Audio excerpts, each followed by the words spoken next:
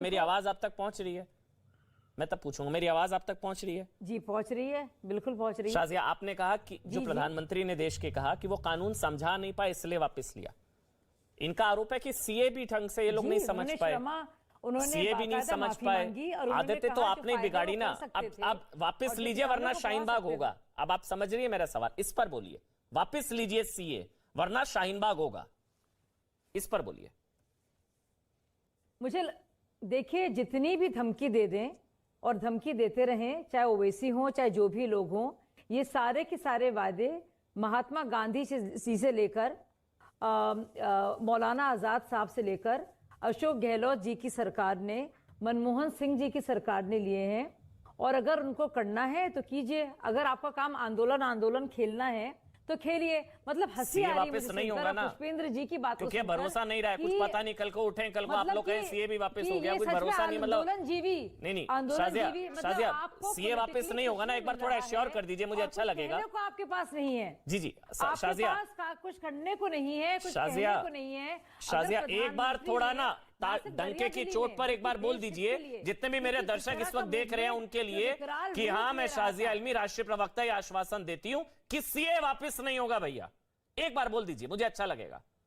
CA वापस नहीं होगा, एक बार बोल दीजिए। मैं आप जी, चाहे कुछ भी हो जाए, सीए वापस नहीं होगा। 370 तो नहीं बहाल होगा, हो सकता है। और ये एक प्रॉमिस, ये एक जी, क्योंकि बाकायदा ये एक कानून के तहत, नहीं आप लोग यही बातें कृषि कानून को लेकर भी कहते थे ना। पूरी पार्लियामेंट थी, ये कोविड के दौरान ना हुआ। और सुनिए, और इसमें तो किसी भारतीय का कोई ताल्लुक भी नहीं है।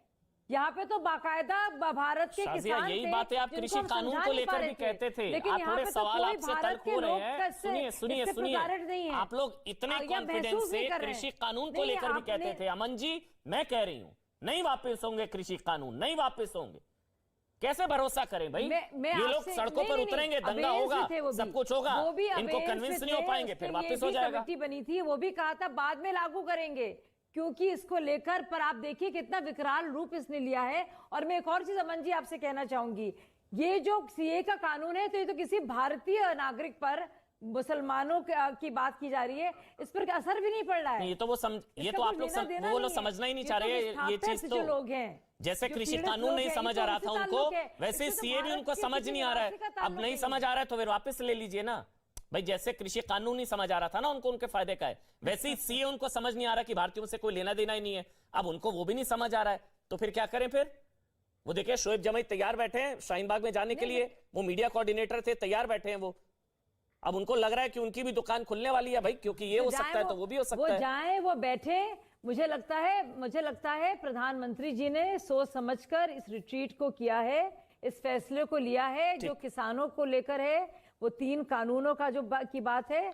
और मुझे लगता है, और वो फायदा जो किसानों को मिल सकता था वो नहीं मिल रहा है, बल्कि इस पर एक मजाक भी शुरू हो रहा था कि जो असली किसान हैं वो शायद ना आंदोलन करें, क्योंकि उनको जो फायदा मिल रहा था वो नहीं मिल पाया। ऐसी वाली बात नहीं है शाजिया जी, ये ना बहुत गंभीरता से ना एक अंदर एक बहुत विकराल रूप वहां पे ले लिया था। और आप देखिए जिस तरह के अफगानिस्तान का इशू, आप देखिए जो ब्रीफिंग्स हुई हैं। नहीं शाजिया जी, ये जो आपने कहा ना हंसी मजाक में, बहुत गंभीरता के साथ मैंने 10 बार कहा है कि ये असली किसानों की गलती थी। 86% किसानों की गलती थी, वो सड़कों पर नहीं उतरे, ये उनकी गलती थी। अब क्या है कि कोई बिल आता है ना, तो उसके समर्थन में सड़कों पर उतरना पड़ेगा कि वापस ना हो जाए।